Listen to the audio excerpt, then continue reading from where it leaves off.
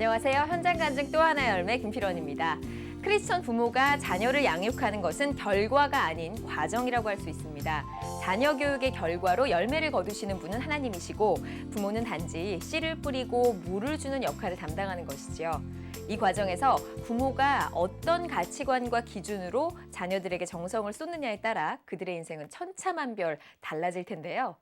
여기 세상적이고 세속적인 가치관을 버리고 오로지 하나님의 말씀으로 자녀를 양육하는 어머니가 있습니다. 성경 암송을 통해 24시간 하나님께 주파수를 맞추고 달콤한 대화를 속삭이는 그들을 만나봅니다. 감사함으로 그의 문에 들어가며 찬송함으로 그의 궁전에 들어가서 그에게 감사하면 그의 이름은 손축할지어다. 내가 사망의 음장 골짜기로 다닐지라도 해를 두려워하지 않을 것은 주께서 나와 함께 하심이라. 내 지팡이와 막대기가 나를 안위하시나이다. 자, 손을 잡을 줄 알고 걸으며 성경 구절을 외우는 아이들의 목소리가 온 집안에 울려 퍼진다.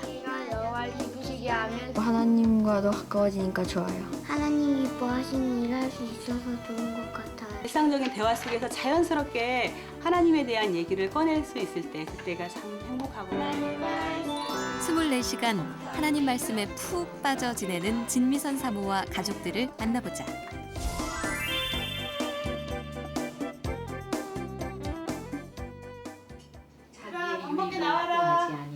아이들의 기상 시간. 진미선 사모는 알람시계 대신 성경 말씀 CD로 하루를 깨운다. 하루에도 몇 번씩 드나드는 화장실. 여기에도 수상한 것들이 보이는데 화장실 벽, 싱크대 위, 냉장고 옆 등 눈에 잘 띄는 곳에는 어김없이 성경 구절이 붙어있다. 아침 식사 시간도 평범하지는 않다. 쉴 새 없이 중얼거리며 암송하는 아이들.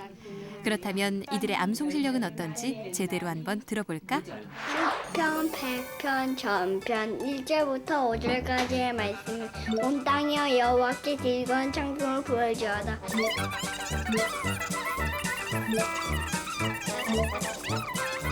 시편, 백편, 전편 1절부터 5절까지의 말씀. 아멘.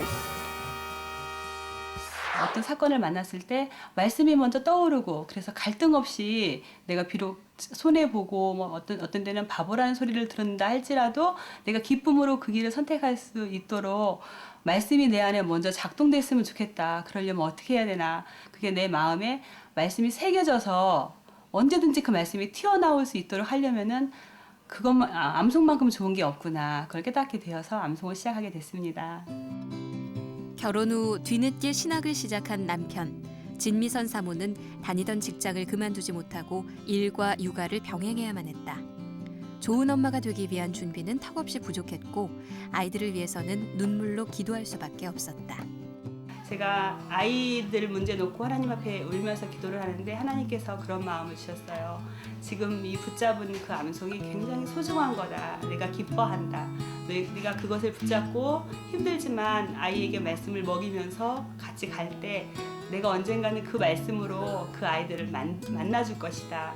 저는 사실 기대가 돼요. 아이들이 지금 이어오고 있는 이 말씀 중에서 어떤 말씀으로 하나님이 우리 아이들의 마음을 터치하시고 또 어려운 일이 생길 때 그 말씀들이 생각날까 그런 기대하는 마음으로 지금 암송을 하고 있고요.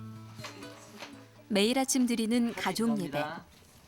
하나님 아버지 변함을 은혜와 사랑에 감사드립니다. 지금 이 시간 말씀이 하나님은 내 안에 오셔드리려고 합니다. 보사서 성령은 지금 이 시간 제 마음을 임하주세요.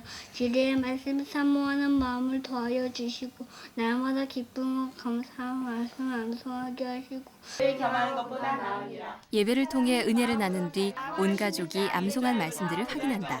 하루도 빼놓지 않고 암송을 하니 말과 생각이 말씀 중심으로 변화되기 시작했다. 하나님이가 여호와를 기쁘시게 하면 그 사람의 연수라도 5살짜리 조카랑 같이 사는데 같이 서로 대화하는 걸 제가 듣게 됐어요. 이제 어떤 내용이었냐면 왜 하나님은 눈에 안 보이는지 그거에 대한 서로 대화를 나누고 있는데 저희 하임이가 요한복음 18장 말씀을 꺼내서 설명을 해주는 거예요. 하나님이 왜 눈에 안 보이냐면 하나님은 본래 원래 본 사람이 아무도 없어. 근데 하나님을 보면 사람들이 우상을 만들까 봐 하나님께서 하나님을 안 보여주시는 거고 또 그 아버지 품속에 있는 독생하신 하나님이 예수님으로 나타난 거야. 이런 얘기를 설명을 해주는 걸 보면서 제가 굉장히 충격을 먹었어요. 왜냐면 이제 우리 하임이 안에 출애굽기 20장 말씀하고 그다음에 요한복음 1장 말씀이 들어가 있었는데 그게 이렇게 어우러져서 저희가 설명하기 참 곤란한 그런 문제들을 이미 이제 본인이 깨닫고 그것을 설명하는 걸 보면서 아, 이게 암송의 위력이구나. 그리고 우리가 가르쳐서 되는 것이 아니라 그 안에 말씀을 먹여놓으면 때가 됐을 때 성령님께서 그 아이 안에 역사하신다는 것을 제가 깨닫고 되게 이렇게 충격을 먹었던 적이 있고요. 자식을 기르면서 누구나 시행착오를 겪는다. 진미선 사모 역시 마찬가지였다. 하지만 하나님의 방법으로 말씀을 먹임으로써 아이들과 가정이 회복되기 시작했다. 진미선 사모에게 암송 노하우를 물어봤는데 설거지 하다가도 수시로 보게 되고 확인하게 되니까 암송도 잘 되고 부엌과 냉장고는 물론 화장실까지 눈에 띄는 곳에 성경 구절을 붙여놓으면 암송에 도움이 된다. 암송 예배 드리면서 그동안 외웠던 것을 복습을 하고요. 반복하는 습관, 복습이 중요하다. 특별히 가정 예배 시간이나 자기 전 등 복습 시간을 정해놓으면 더욱 효과적이다. 그는 우리를 지으시니. 암송할 때도요. 그 긴 문장을 이렇게 몇 토막을 내요. 그래서 이제 먼저 1번을 5번 하고 또 2번을 5번을 한 다음에 1번, 2번을 연결해서 한 5번 정도를 하고요. 다시 3번을 한 5번 정도 연습한 다음에 1, 2, 3번을 같이 합해서 다시 한 5번 정도 연습을 해요. 날마다 새로운 절수를 추가하면서 과거에 했던 것들을 계속 반복하는 식으로 암송을 하고 있고요. 게임으로 말씀 암송할 수 있으니까 너무 좋아요. 자칫 잘못하면 아이들이 성경 암송을 부담스러워할 수도 있는데 이럴 땐 아이들이 좋아하는 놀이에 성경 암송을 접목시키면 새로운 재미를 느낄 수 있다.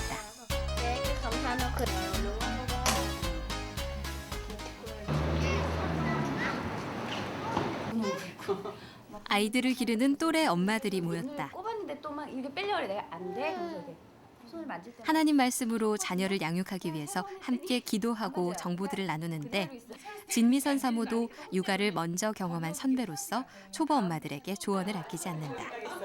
우리 아이들에게 주신 그런 하나님의 마음을 느끼고 이렇게 축복하면서 기도하는 시간들을 갖겠습니다. 아이들을 말씀으로 성장시키기 위한 가장 좋은 밑거름은 바로 부모님의 기도가 아닐까?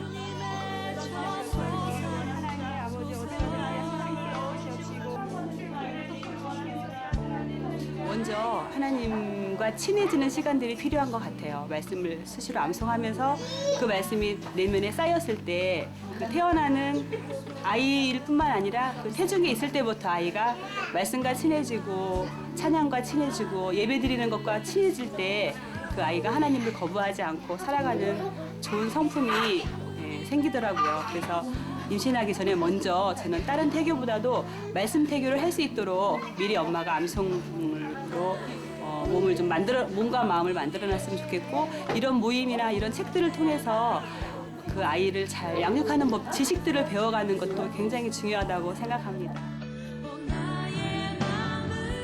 하나님의 말씀으로 몸과 마음이 자라나는 아이들. 이들은 하나님과 사랑의 대화를 나누는 하루하루가 행복하다고 말한다. 매일 말씀으로 행복해지고 이 세상을 좀 더 아름답게 바꿔나가는 진미선 사모와 가족들이 되길 간절히 바라고 기도해본다.